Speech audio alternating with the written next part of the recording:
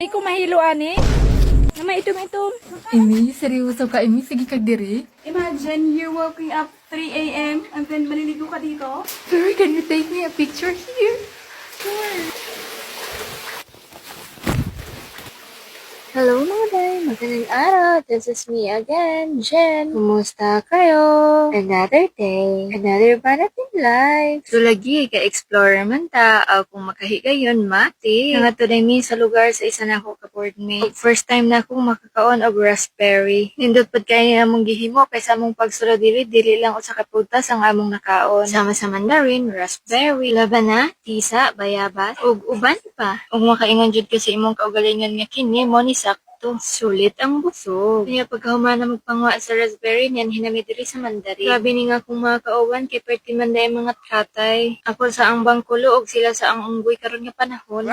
Joke lang dito, kay basig sulungon niya akong dalan ko diri og sundang. Ug akong paghulat sa ilalom, makaila ko og kape. Kaya nga akong nabalan nga kape, katulad yung sa Madrid, kakao. Ug mao to ang bangkulo, ula kahulat ni saka sa ibabaw. Sige kay mataktak ka diha na may musalo nimo. Bisan pa og naay musalo nimo pero mali man pud nga tawo. Ibaling walay musalo kaysa mahulog sa mali nga tawo, mas masakitan kag sama. Ug pagkahuman ana amo dayong gitilawan ang mandarin. Among gi-confirm kung unsa ang imong tinuod nga feeling. But I mean kung tamis or aslong ba. Kanya pagkahuman ana wala na dayon naglangay-langay ni padayon na mi og lakaw. Kaya dihang dapita iyang gidulo-dulo sa akong kauban ang dalan. Iyang giklaro og siya pa ba ang imong gihigugma. Aray ko!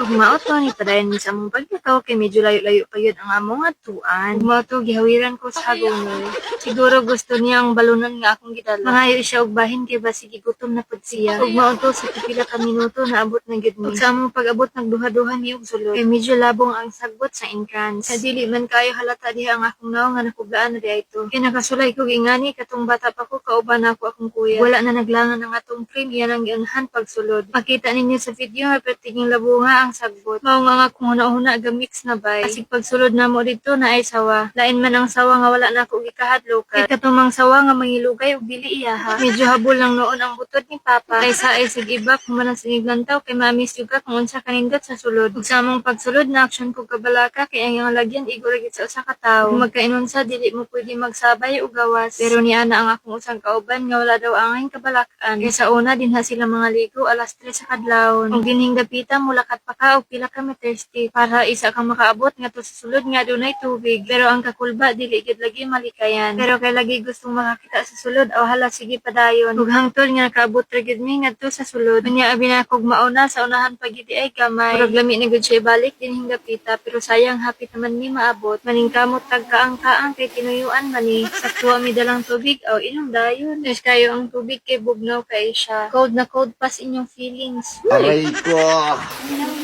Pinagihilamusan sa kong kauban. Og feel na feel gid daw niya ang kanindot. Kanya syempre matik dili gid mawala atong picture.